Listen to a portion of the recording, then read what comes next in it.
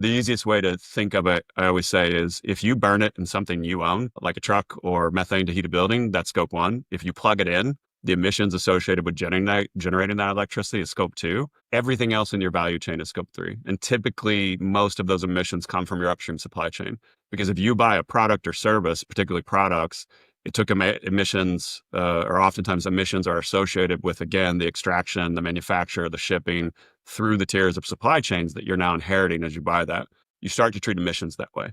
And then when your Yeah. suppliers say, well, wait, how do I do that? I didn't even realize there was a sort of shadow spec that was within my products, right? And then you could say, well, there's renewable energy options or distribution models that you could look at for your activity and then also for your supplier's activity, right? And you can sort of go up the chain there.